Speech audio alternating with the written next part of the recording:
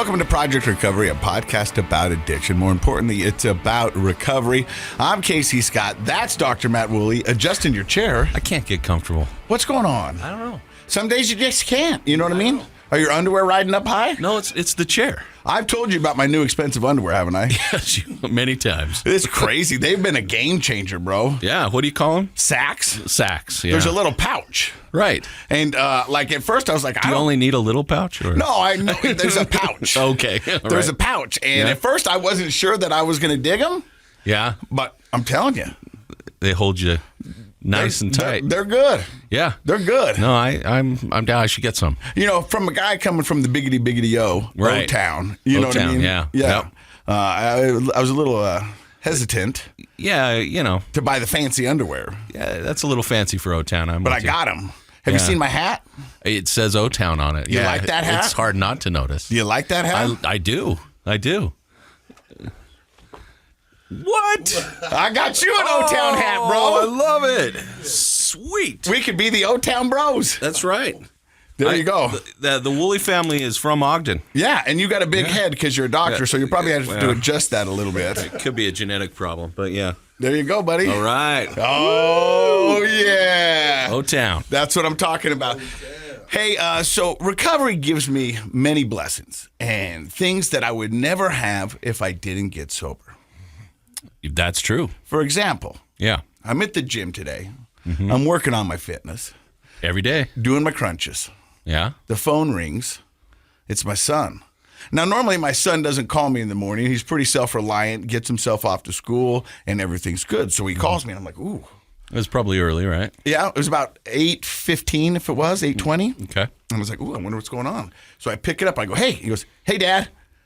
I go, what's going on, buddy? You okay? He goes, can I use your cologne? And I was like, yeah, bud, use all you want. He's 12, right? Yeah, I go, use it. Yeah, you go ahead, feel free. I go, he goes, oh, good, because I already did. I go, just curious, how many sprays did you use? And he goes, well, 2 on my chest and then 1 on each shoulder. Is that too much? And I was like, I was like, hey, let's just go with 1 and see how that goes. Yeah. You know, but a little late for today, though. Yeah, but he was like, is that okay? Is that too much? And I was like, oh, nah, that's good, bud. Yeah. But it's silly, it's simple, but because of my sobriety, I get to have those moments. Yeah. I get those authentic moments, right. Those interactions with my son. And would I have had those drinking? Maybe, but they wouldn't have meant as much to me. They wouldn't have been as special. Yeah. And it would have been more of, I don't want to say a bother, but when you're an addict, you're focused on one thing and one thing only. Yeah. And so I wouldn't have given that the time that it deserved. Well, I think you put it really great once where you said you spent a lot of time with your kids, but you weren't connected to your kids. I wasn't, and this is a term that they're using in recovery all the time now. I wasn't present. Present, right. I wasn't present. And so for so much of my life, I wasn't present. And I can go back and I can look at certain events that I was there, I know, because the pictures are out there, but I don't remember a lot of it. And my dad used to get so mad. He's like, you got all these front row tickets to these great, amazing concerts, and you don't really remember any of them. Right. And he goes, it baffles me. He goes, you love this game of golf. You spend any waking time you can get out here, but yet you don't give it what it deserves because you're busy drinking and messing around. Don't remember the back 9. Don't remember? No, that's when people used to beat me. Yeah. And bet me because they knew on the back 9. The back 9, I was gone. Yeah. And so I'm mad at myself and I'm mad at alcohol because it robbed me of a lot of good memories. Definitely. And sometimes it's hard. Sometimes, Facebook will pop up memories and it's weird to see it for the first time. But no, I was there because there's the picture. Oh, I get it. You don't remember. I mean, I remember bits and pieces of it, but Well, we've talked about like how those old pictures, you can tell by looking in your eyes, you weren't really present. So me and the lovely Leslie were sitting on the couch the other night, and she goes, "Hey, I need to borrow your phone." And I was like, "Cool." So I gave it to her, and I hear her chuckling, and she's going back and forth. And what she's doing, and I know, and because she had to use my phone, is my 50th birthday is coming up. That's right. And so she's joining the old man club with me. Yeah, buddy. And so she was putting together kind of a reel of photos that they're going to play at the birthday party. Okay. And she was going through them, and then she stopped. And she showed me this picture. And this was me right out of rehab. And I was gaunt.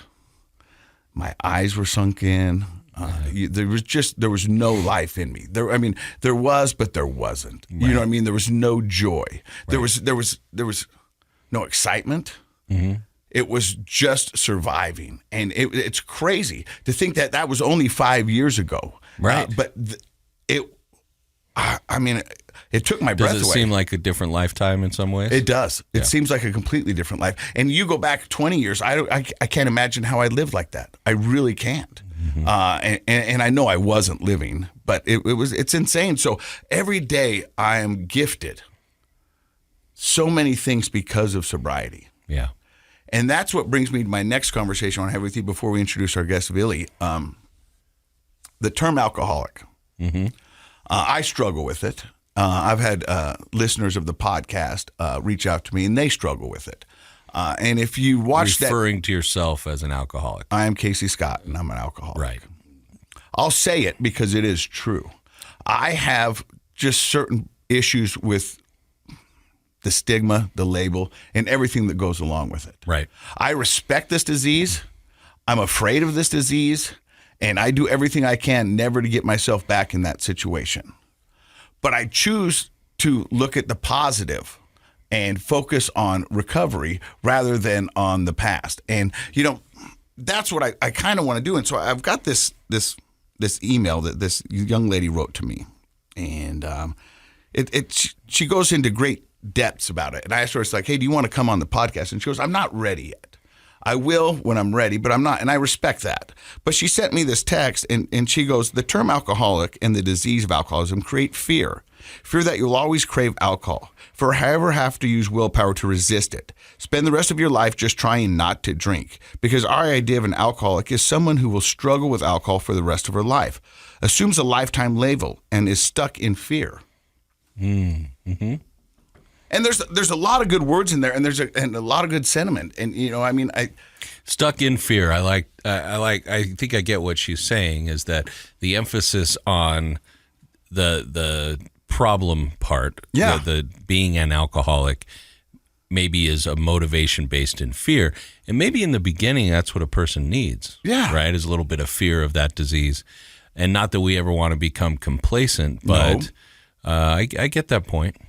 So that's why we wanted to start this podcast, and that's why I wanted to be so open with my journey and my recovery, is to kind of lessen the stigma, let everybody know that recovery is possible and that there's going to be ups and downs along this journey. And I want to invite you along with me for the ride, and so you can see. So maybe next time you come across somebody who's had an alcoholic problem or something, you might empathize, you might love, you might listen a little longer than just take that hard stance and think that they're bad and evil, because they're not. We have shown you over 300 podcasts of people who have done amazing things, who have also done horrible things. Yeah. And there is life after addiction. Well, and that's why we wanted to call it, we wanted the word recovery in the title of the show. Mm-hmm. Project Recovery, is that's what we wanted to emphasize. But you do have to kind of go along with the person and see their entire journey in order to understand and respect where they're at now. Like, if you watch that video that Sturry did with me on Minky, I start the video out saying, I'm Casey Scott, and I'm an alcoholic. And I was a little surprised when I watched the video I don't know why that surprised me, because you don't typically refer to yourself as an alcoholic. So starting it off that way and knowing you're not deep into 12 steps, I was a little surprised. So why did you do it that way? Well, because I needed people to understand the severity of the disease and my problem. And I am an alcoholic. But I know you don't deny that. But I am also so much more. Yeah. I'm an eternal optimist, and you've said it many times before. Yeah, definitely. And so I like to, emphasize that I'm a father, I'm a friend, I'm a boyfriend, I'm a TV reporter, I'm a podcaster, I'm all these other things that I think also identify me. Yes, I am an alcoholic, but that's not what I'm putting my emphasis on. Right. I give it its respect because I do not want to dance with the devil again. And that's what I was doing over and over again. But I do not want to lead with that everywhere I go. It's not really your full identity. No. Right. And I think some people like this, like the texter said, is that she's afraid that will be her whole identity for the rest of her life. Yeah, I could see why that if that's what you felt like your future was bound to be, you might want to have a drink. Yeah. Well, they used to say all the time, and maybe they still do, once an alcoholic, always an alcoholic. Yeah, and I think if we really take the disease model of alcoholism seriously, that makes sense. Yeah. That it is a biological disease. It is something that's in your body. You have these predispositions and tendencies, and you just can't handle, one drink's too many, 1,000's never enough, like you always say. But the negativity that comes with the term alcoholic. So let's try something else on. Yeah. Because I've heard this a couple times, but I don't hear it very often. And that is when a person introduces themselves and they say, I'm a person in recovery. I'm an alcoholic in recovery. Or an alcoholic in recovery, sure. But emphasizing, I like that acknowledgement that you have a problem, that you're an alcoholic. I also like the emphasis on the recovery part. That's my new identity. So you can't be in recovery without being an addict, right? Right. So it's implied, and so you can say it outright or you can imply it. But I like the addition of in recovery. I like it too because it shows you where you were and where you're going. Yeah. It's optimistic, right? Yeah. That's the focus for the future. Yeah. Recovery. Because if you're in recovery, you're taking care of your disease. I think that's genius. And I'm gonna start using that. Yeah. And I'm an alcoholic in recovery. Yeah. I've heard it a few times, but not as much as I would like to hear it. So maybe you can get it to catch on. You're a trendsetter. I'm going to give it a shot. You got me wearing an O-Town hat. You're a trendsetter. That's what I'm talking about.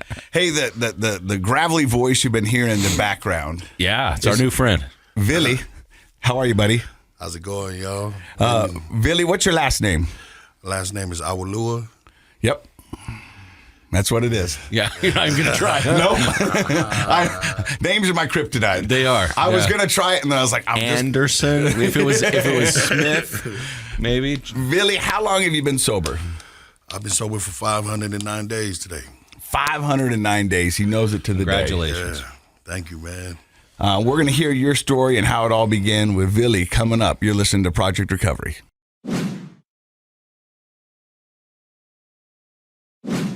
Hey, welcome back to Project Recovery. I'm Casey Scott. That's Dr. Matt Woolley. He's a clinical psychologist. Our guest today is Vili. And Vili, what do you do for a profession? Man, I work at a program right now. I work at a drug and alcohol treatment program. And how long you been working there? I've been working there for about 3 months now. All right. Before that, where does the story of Vili begin? I was working more for the jail, really. Full time? Working up in the kitchen full time most of the time, But where does the story of Vili begin? Like at a young age, where'd you grow up? At a young age, man, I grew up in Compton. Compton, California. Yeah, Compton, California. Now, I think a lot of us, when we think of the Compton, California, they think of it as a hard place to grow up. Was it? It was. It was really rough. Had a whole lot of different ways of growing up, like core beliefs that would lasted all the way to where I'm at right now still, Mm-hmm. But life is different down there compared to down here, for sure. And so only child, brothers, sisters? I got 6 brothers. I'm the middle one. I got a baby sister. And all of us is doing good right now. As a young kid growing up in Compton, California with your 6 brothers, little sister, Yep. Do you remember the first time you tried drugs or alcohol? Oh, yeah. Yeah, see, that's the thing about the life down there as well. It's a regular thing. It's a way of life for us to drink and smoke weed down there. I drank and started smoking weed when I was like 10, so it was an average thing. Went to high school. Everything's still the same for everybody down there. Everybody drink, and it was like a little party going on at 8 o'clock every night, man. It's just everybody drinking and smoking, and it was a regular basis. It was on a regular basis every day. Let me ask you this.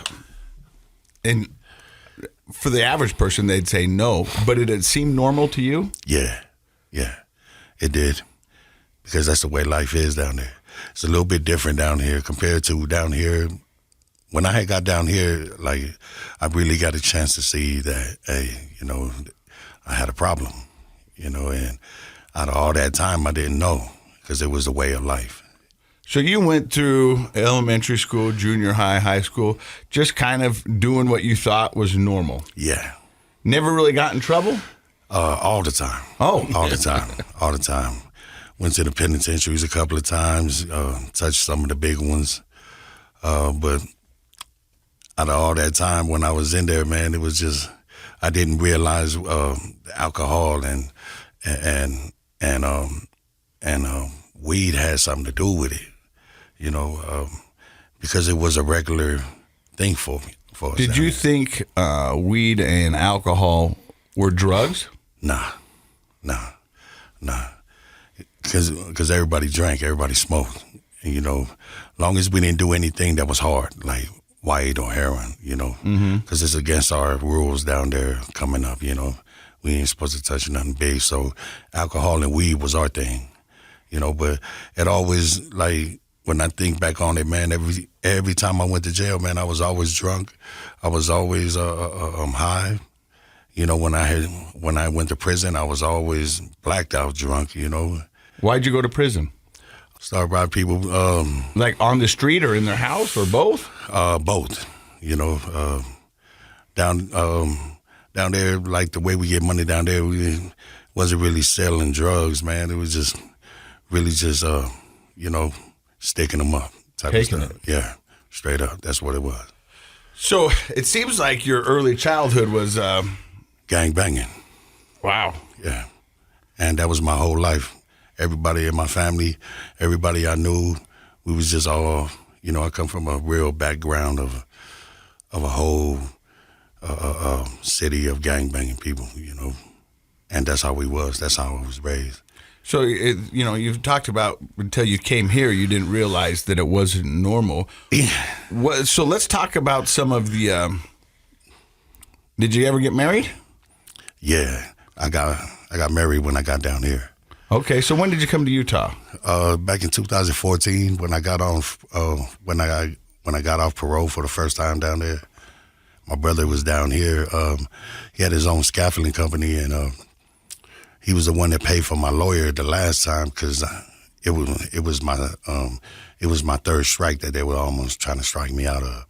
So he was like, "Look, man, I don't want to see you go to prison for the rest of your life, so give me a chance down here just for a month."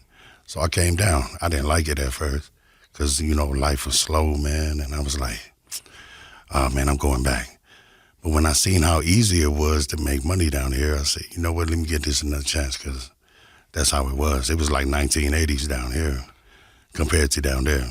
It's interesting, you know, you're talking about, because we all have our own experience growing up, we think whatever our experience growing up was, that's the norm. That's what's normal, right? Yeah. And granted, a lot of people, each community has very similarities. So, like, you know, Casey and I both grew up here. O-Town. Yeah, in O-Town, as our hats say.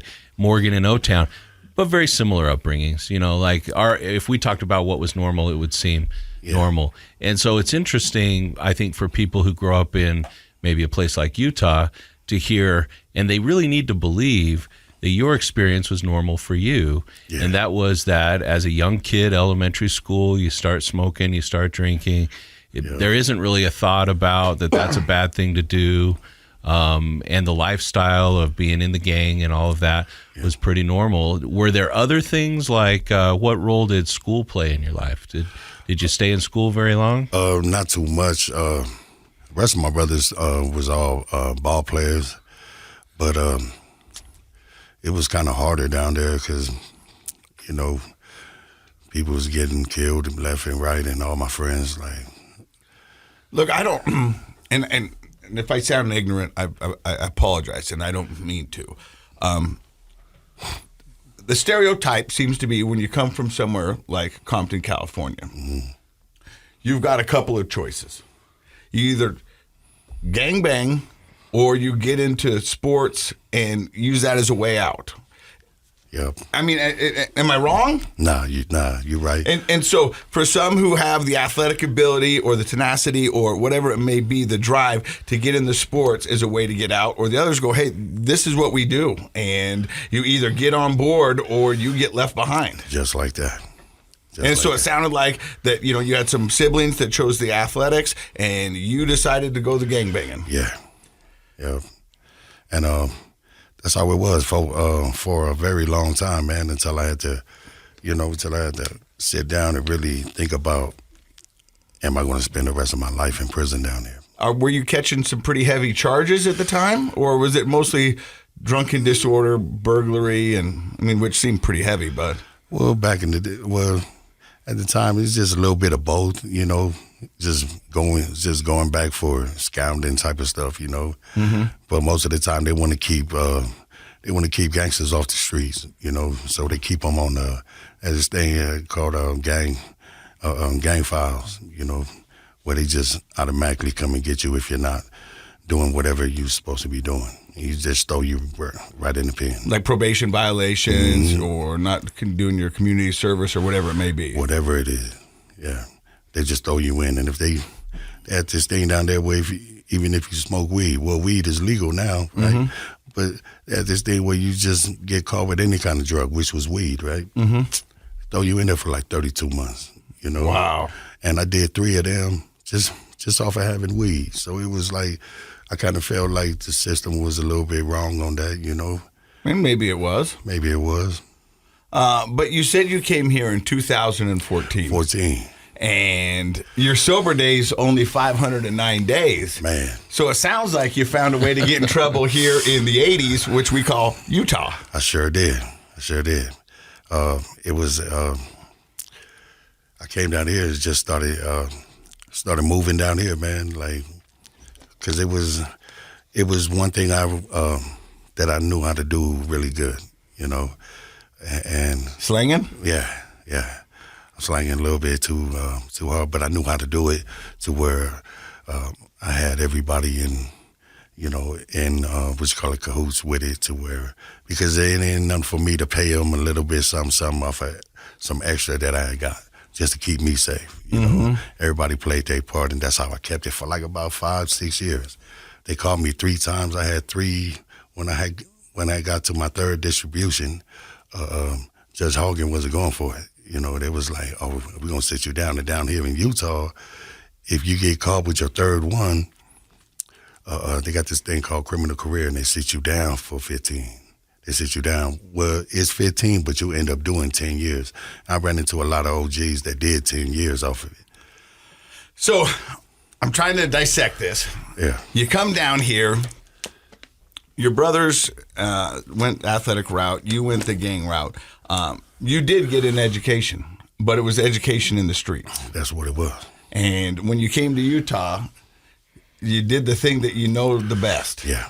And you brought a little of Compton to Utah. Yeah, I did.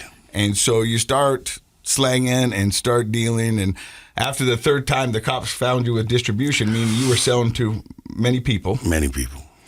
They sit you down and they go, listen, we're not playing this game anymore, so we're going to give you 15. And you're talking 15 years? 15 years. With the assumption that you're only going to do 10. Yeah. And that's a long time, though, That's right? a long time. Right? That's a very long time, man. And yeah. How did it make you feel knowing that could be you? It was one of them game-changing kind of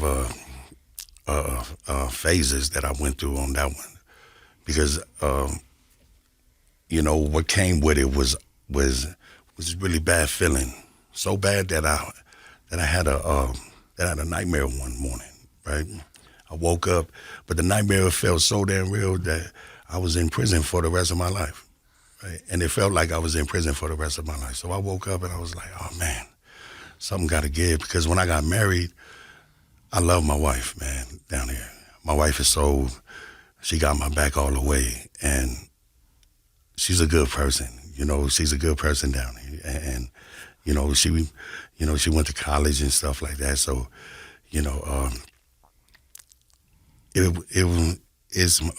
it's crazy because she'll follow me no matter what, because she loved me so much that she'll follow me to You the got street. yourself a ride or die. Yeah, exactly. And it was getting to that point to where both of us was going to the penitentiary, straight up. Uh-huh.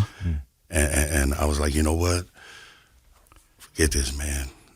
Because I had a buddy that when I was in jail this last time, he said, law of attraction, V, if you kick out all positive, you should be able to get all positive back. Uh-huh. And then I started seeing it, right? And then I'm like, you know what? Let me give this a chance. So they got this thing called drug court, right? Yep. We've had many people on the podcast from drug court. Oh man, check it out. You got excited. Check it out. Drug court. I mean, did you ever think you'd get excited about court? No, man, that's the crazy thing about it, right? The crazy thing about it is that I remember I used to pray hard. And I used to pray, like, if you really up there, please find it in this judge's heart and soften his heart, man, because I'm going in and they're about to sit me down, right? And it's my Judge Hogan. Just so happened, my Judge Hogan that was on my regular cases, he's a drug court judge too, right? And he ended up taking my case. And I didn't know if I was going to get in or not. And it was one of my buddies. He said, go call your LDA and see if you can get in.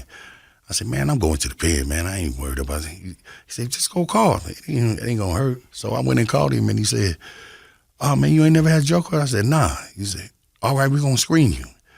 And, man, Judge Hogan heard about it, and he see me because most of my track record down here in Utah is always on 13th and State. You know what I'm saying? It's always on North Temple or 13th and State.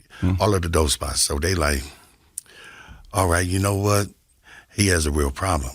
So, but he was still going to send me to the pen. He was going to sit me down, and there's this nice lady named Charity. She was the LDA for the drug court. She stood up and said, Your Honor, I think if we give Vili a chance one more time, and then she said, if we give him this one chance, obviously he sold to everybody in Salt Lake, I think he'll be more asset than a cause, to the cause than a problem when he get out, and he'll probably do it again. It's like, all right, then, you know what? We're going to give him one more chance. We're going to give him, he said, this your first and last chance. I said, oh. He said, are you willing to do it? I said, yes, sir. But at the same time, that's how I know how strong addiction is. Addiction separate on the side was something else, because when I went to the program, man, like I still felt like using. Well, I can see it in you, and me being an addict myself. The judge says, "Hey, you got one more time." First and last. Yes, your mind and heart says.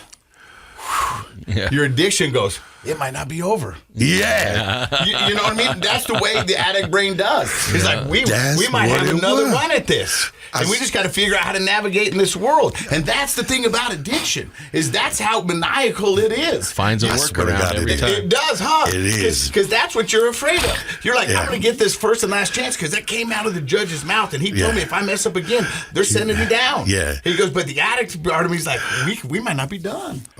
They done messed up and let me up out of here. I said, they did. What's crazy, and this is, I'm excited to talk to you. What's crazy is your prayers were answered, and you didn't realize it. Yep. Your prayers were answered. Yep. The judge had a softened heart.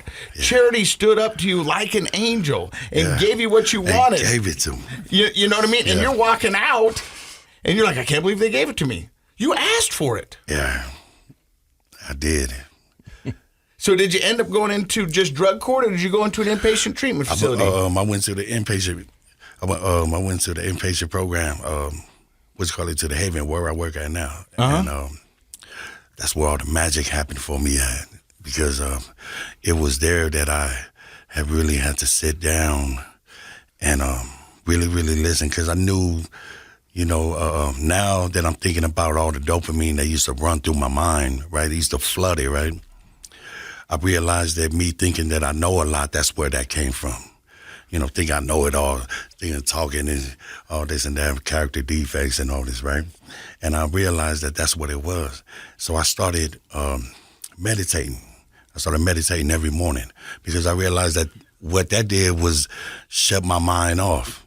and gave me a break from, not from anybody, but from myself. Oh, Vili, you're talking Dr. Matt's love language. He's a meditation specialist. Man. He got degrees in it. I think you just described it perfectly.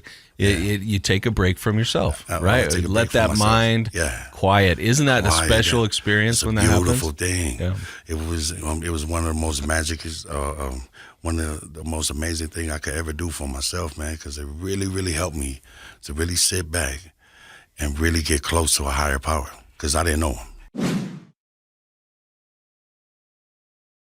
him. I tell addicts all the time, who have the victim mentality or whatever it may be, they go, you've got to understand in your life and in your disease, you've been the one constant. Yeah. You've been the one You've constant. always been there. And you've tried to blame it on this person, that person, this trauma, this whatever. And I'm not saying that those don't have, they have an effect, right? They have skin in the game. You know what I mean? But you, as a person, has been the one constant in this the whole time. Right. And if you never take accountability, nothing will ever change. Right. And so you have ownership. And so sometimes to get to that, you need to shut it all down. Shut it off. Sit there for a second and just listen to the guide walk you through it, because they really do help, man. One of the coldest truths that I came in, like, that I ever faced in my life was someone told me to say, you're going to be an addict for the rest of your life. Mm-hmm. And that hurted me really bad, because I was sitting there thinking, I'm like, what you talking about? Maybe 5 years, maybe 6 years? They said, no. It's going to be for the rest of your life. I said, hold up, man. I know people that were like, nah. You know people that did it 20 years and then they got close and set that bottle there and then or set that pipe there before they knew it was in their hand smoking. Mm-hmm. I had to be honest with myself, because honesty was where most of the help really came from, because I had to be honest with myself before anybody.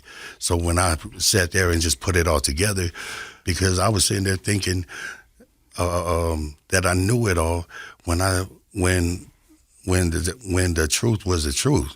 Like, I'm an addict for the rest of my life, so I had to respect it. Yep. I had to respect my whole past. I had to respect the addiction, because that's what it was. If I didn't respect it, then that means that I wasn't gonna pay no attention to it, and that mug was gonna and that door was gonna fly open for that mug to come right in. Well, the crazy thing about addiction, Vili, is that door doesn't just fly open. It slowly opens. You know what I mean? And you slowly... sucks you back in. And there's people out there that, look, I'm not going to tell anybody their recovery, that have spent 15 years sober and then started drinking like a gentleman or whatever. But that's always in the back of their mind that they could be there. Me, myself, I don't want to dance with it, because I don't have that ability. Yeah. And my life is so good now that I would never even threaten it with that, because there's nothing in a bottle, there's nothing in a pipe that would make me forget that what I have now is everything that I've ever wanted. Mm-hmm. And so I think that's what's crazy. And so you go into the Haven and you start doing some self-inventory, some meditating, some realizations. All that. And well, they got these meetings that we had to go to, right, twice a week. And one of them was called the Fellowship, where me, Morgan, had met up at, right? Now the Fellowship, I love the Fellowship, because that's where, in these rooms, was where I found the strength, right? Most of my strength to really ask somebody, man, and it was the people that was in there that made me feel so at home. They didn't look down on me or nothing. They said, hey, V, how's it going? I'm like, oh, what's up? You remember my name? How's it going, bro? And I know this works, because it be people in there that be scared to talk and that have mental problems, right? And when we say what's up to them and everything, man, they feel they feel so much at home that they like, oh, how's it going, man? They come and make us coffee, man, and you wouldn't think that he had that he was sort of slow a little bit, that he had little mental problems, right? But that's how they made me feel. When it was time to talk, I get up there and I remember at the beginning, I just get up there and say some old stupid stuff, man. But, oh man, I don't like this guy in my programs today. But it's it's sort of a scary thing to do when you get up there and there's like 80 people looking at you, you know. But it made me a stronger person, and it made me strong enough to ask someone to say, "Hey, man," because I didn't have the answers, you know. And when I had the courage to ask Morgan and what's called Damien, because I got 2 sponsors, right? Like when I had asked them, I said, "Hey, man, how can I get my life together like how you guys got it together? Because I don't know how to I don't know how to do it, but can you guys help me?" They say, "Come on in, we got you, V." I'll tell you what, and this might blow your mind, it might not, but what you're describing is community. Mm-hmm. And that's what the opposite of addiction is. It's not abstinence, it's community. Now, here's where I think I'm going to blow your mind. The same community you found in fellowship was the same community you found in gangs. Yeah. And it was acceptance. Acceptance. Acceptance, bro. And it's what you know. I use this quote with my kids all the time, and it's Warren Buffett. And he says, "You want me to show you your future? Show me your friends." Yeah. And so what this describes to me and my kids and those in recovery is the community you attract yourself to is what your life's going to look like. And I love what you said about positivity. I say positivity is a boomerang. To get it back, you got to throw it out there. Yeah. And so that's what you are doing. And now you found yourself in a room of like-minded people who want the same thing of you. The great thing about the community that you're a part of now is they understand where you were, and they can help you get there. And so that's what's so beautiful about recovery. Well, a community like that Warren Buffett, quote, show me your future, show me your friends. The idea is that like the people we're around, the people we connect with can drag us down or they can elevate us. Lift us up. Right. Yep. And we were lucky enough to have Morgan on the show. And he's part of that community for you. Yeah, he is, and man. You are and will continue to be part of that community for other people. And that's the opposite of addiction right there, is connection. And in fact, I would take it even farther and say that's in a way the meaning of life is being connected with other people that elevate us and we elevate them. And if that's how you spend your life, isn't that a beautiful thing? It's a beautiful thing. So how are things with the wife now? Oh, man, let me tell you. Because my wife is she's in recovery too now. And we ain't never had a life like this. Never. Like, I ain't never had a life like this with me and my wife. With my kids, everybody's coming back. I'm doing so good, man. Like, that's what I mean. I ain't never did this good in my life. I never felt so good to help out another person that was stuck in their addiction, in the cycle of addiction. So now you're working at the Haven. At the Haven. And you're a tech. What are you doing there? Staff, but I'm about to become a case manager pretty soon. Specializing in people that's people that was like me, that have these core beliefs that stop them from growing. Most likely little gangsters. So, Dr. Matt, that's beautiful, because you know what? Little gangsters need to look up to guys like you and realize there's a different way. Yeah. But I wanted to ask you this because, we talked about how him smoking weed and drinking alcohol at 10 was a normal thing. Mm-hmm. And those do become his core beliefs because that's all he knows, right? And so how hard is it to change those core beliefs? I mean, you said it all right there. That part right there was the coldest, because I felt that I felt I was going against myself. I felt that I was going against everything that I knew, because it hurted me, right? It emotionally hurted me, because I felt like... You're telling me my childhood was wrong? Yeah, exactly. You're telling me that my parents did me dirty? Yeah. And it's not your parents' fault. They probably were raised the same way in the same environment, and it's a chain. It becomes a sense of who you are. So our personalities, the fancy word is they are egosyntonic, meaning it feels good to yourself, right? Yeah. And until we realize, and when you've said it a couple times today, Vili, that it hurt you. Yeah. And when you realize it's ego dystonic, that doesn't feel like me anymore. Now you've got that tug of war inside. Is it the old me or is it the new me? Yeah. Do I realize? And what I challenge people to think of is, Not that when you get to that point and you realize something needs to change, don't think of yourself as a broken person. Think of yourself as an underdeveloped person. Maybe there were values and things you can take from your childhood that were good and positive, and we need to develop those in a new direction in life. And so if you think in your life, if you think of change as a developmental process, that's positive. We can do that. We can go to the gym and develop our bodies. We can go to school and develop our minds. We can go to meditation and develop our souls. Yep. We can feel so much better. So I challenge people, think in terms of development. Mm-hmm. And I can tell on your face that's a painful process you've gone through, but it's one you look proud to have gone through. If I didn't do it, then I don't know what my purpose here on earth was going to be.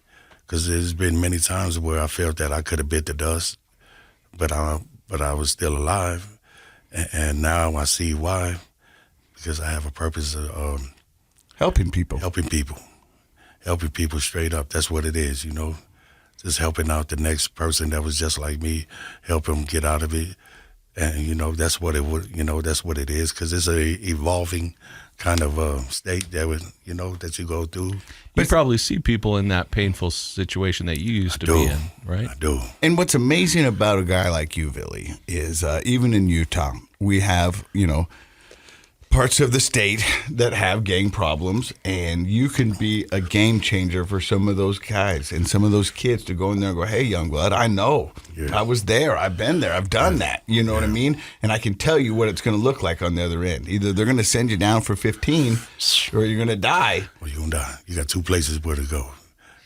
Well, let me tell you. So I don't think I've ever said this on the show before.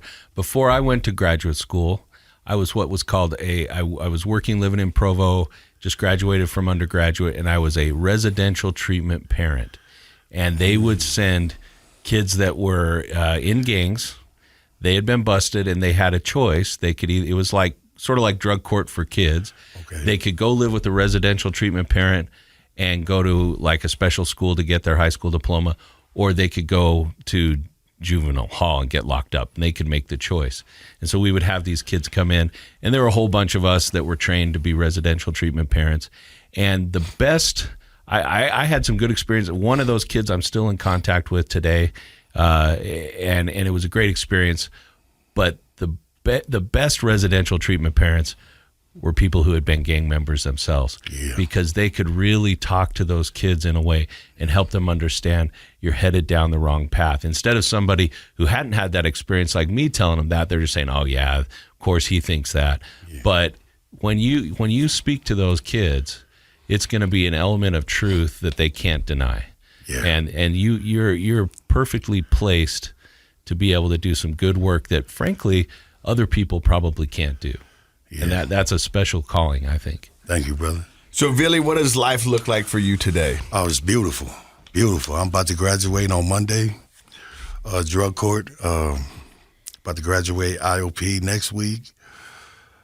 Man, I ain't going to have no kind of warrants or anything like that. That's the main thing about it, too. It's a beautiful thing not to look over your shoulders all the time. And to take my wife, get our own place, man, and just sit back, eat a bucket of chicken, live the good life. Watch some good movies, or if not, just go camping, because I ain't never been camping. I never really did bowling. I want to bowl, There's a lot of new stuff, that I ain't never did before. But you're free to do it now, right? Yeah, right. That's what I can tell. That look on your face is like, I don't have to look over my shoulder. I'm free. Yeah. You're free because you paid your dues in court, and you're free from your addiction, and now you and your wife can do whatever you want. Yeah, man. I'm going to throw this out to you, and Dr. Matt, you're more than welcome to come. You tell me when and where. I'll pay for the lanes. I'll book the lanes, and we'll go bowling. All right, man. You know what I mean? All right. Yeah, we'll bring the ladies, and we'll go a bowling date, get some pizza, and have some fun. All right, let's do it. Hey, congratulations on your sobriety, and your journey and your story is amazing, and it's one that's going to help a lot of people out there. Thank you. And I'm so proud of you. What I don't think a lot of people at home know is that this is the first time you've ever told your story. Yeah, it's my first time. It was kind of spooky, but one thing I know about being scared of something, that you just got to take that leap. and take that leap and just go in it, man. Well, and then they end up being cool. I'm so proud of you, well, man. we're honored that you'd share your story for the first time with us, and I hope it's the first time of many times because it's a powerful story. It's my pleasure, bro. Thank you, guys. And thank you for listening to another episode of Project Recovery. And in case you forgot, Project Recovery is what? It's a KSL podcast. What was that word you used? Disco tech? Yeah, discotheque. Yeah.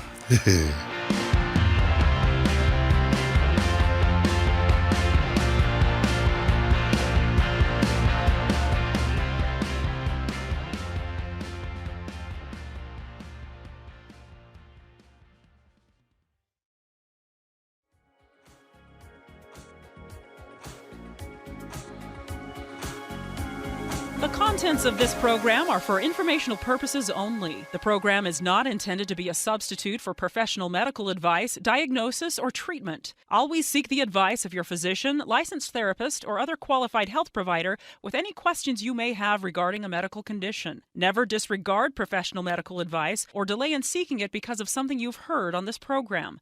KSL does not recommend or endorse any specific tests, physicians, products, procedures, opinions, or other information that may be mentioned on the program. Reliance on any information provided on the program is solely at your own risk.